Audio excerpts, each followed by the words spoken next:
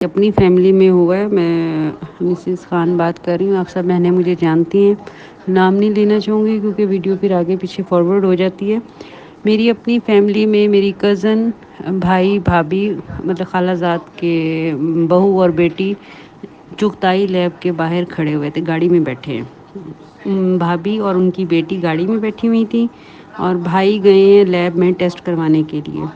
جب ٹیسٹ کروانے کے لیے وہ گئے ہیں تو ایک فقیر آیا ہے گاڑی میں کہ بھی اس نے نا سبز رنگ کا ایک چوغا پہنا ہوا تھا اور گلے میں اس نے جیسے مڑکے شڑکے ہوتے ہیں وہ پہنا ہوا تھا, اور اس نے آ کے شیشہ نوک کیا کہ اللہ کے نام پہ کوئی چیز دے دو. تو بھابھی نے پرس سے نا 50 روپے کا نوٹ اس کو دے دیے.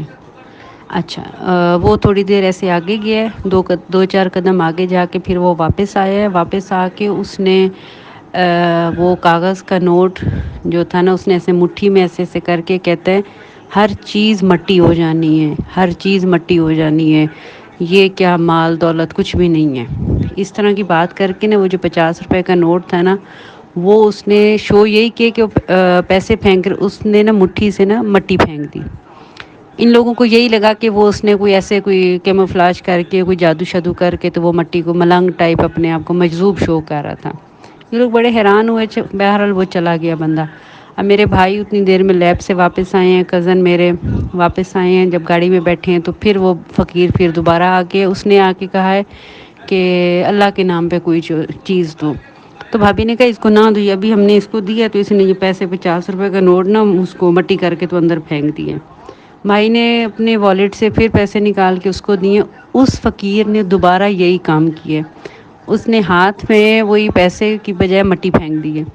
اچھا, ابھی اسی اسنا میں نا وہ اس نے یہ تینوں گاڑی میں بیٹھے ہوئے ہیں. بیٹی ماشاء اللہ جوان ہے, ماسٹرس کر رہی ہے, بھابھی ہیں بھائی ہیں. ساتھ والی کھڑکی کھلی ہوئی تھی, وہ فقیر گاڑی میں آ کے بیٹھ گیا. یہ تینوں سن ہو گئے. یہ ان کی آنکھیں کھلی ہوئی تھیں, انہیں کچھ سمجھ نہیں آ رہا تھا کہ ہمارے ساتھ کیا ہو رہا ہے. یہ بالکل نارمل کام ڈاؤن بیٹھے تھے. وہ فقیر گاڑی میں بیٹھ گیا. اس نے آرام سے بھابھی کے پرس سے پیسے نکالے 30,000, اس کی چوڑیاں اتاری, اس کی انگوٹھیاں اتاری. یہ لوگ صرف دیکھ سکتے تھے اور یہ حرکت نہیں کر سکتے تھے.